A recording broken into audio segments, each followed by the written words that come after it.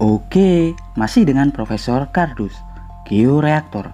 Ya, tahukah Anda, selain matahari yang tercipta dari reaksi fusi alami, bumi yang kita tinggali ini juga merupakan sebuah reaktor alami yang memiliki energi super besar.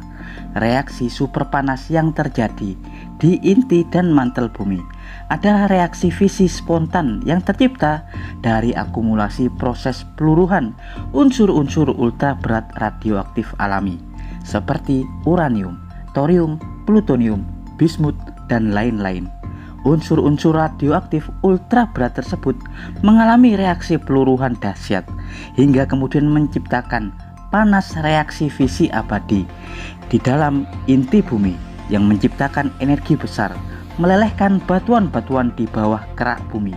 Reaksi fisi di inti dan mantel bumi inilah yang membuat siklus kehidupan berjalan normal dan seimbang. Panas fisi dari dalam bumi tersebutlah yang membentuk aktivitas tektonik dan vulkanik di bumi, membuat bumi bisa bergerak dan terus berotasi, menciptakan aktivitas gunung-gunung berapi, pergerakan lempeng tektonik bumi.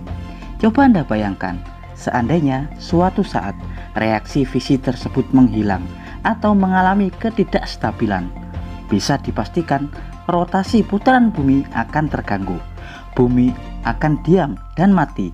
Tak ada sumber energi panas, energi yang dihasilkan dari dalam bumi. Gas alam dan panas bumi yang biasa dijadikan manusia sebagai sumber energi pasti juga lenyap.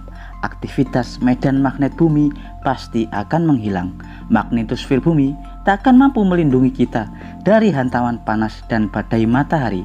Ketidakstabilan proses fisi di dalam bumi juga bisa menjadikan bumi sebagai bom nuklir yang bisa meledak kapan saja. Mungkin karena itulah Tuhan melengkapi bumi dengan reaktor alami di inti bumi ini. Unsur-unsur berat radioaktif alami dalam inti bumi seperti uranium, thorium, dan lain-lain masuk dan terdeposit di dalam bumi ketika bumi pertama kali terlahir 4,6 miliar tahun yang lalu. Unsur-unsur radioaktif tersebut tersebar di seluruh alam semesta.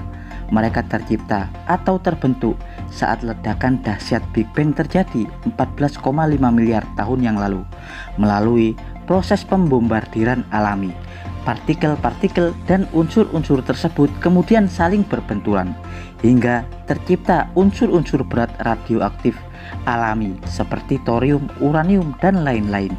Hal tersebut hampir sama ketika para ilmuwan menciptakan unsur sintetik radioaktif dalam akselerator partikel atau siklotron, di mana partikel akan dibombardir atau ditembakkan dengan inti atom target untuk kemudian menciptakan unsur radioaktif baru, hingga unsur-unsur tersebut tersebar di seluruh bagian alam semesta sebelum masuk ke perut bumi sekitar 4,6 miliar tahun yang lalu ketika pembentukan cakram protoplanet di bumi, di mana material-material kosmik tersebut kemudian menyatu, tertarik arus gravitasi horizontal, hingga unsur-unsur ultra berat radioaktif tersebut kemudian menancap di dalam bumi dan mengalami proses peluruhan hingga menciptakan reaksi fisi alami abadi dari inti bumi. Ya, dan demikian sekilas informasi tentang asal-usul georeaktor di bumi. Profesor Kardus dari bagian inti bumi mengabarkan.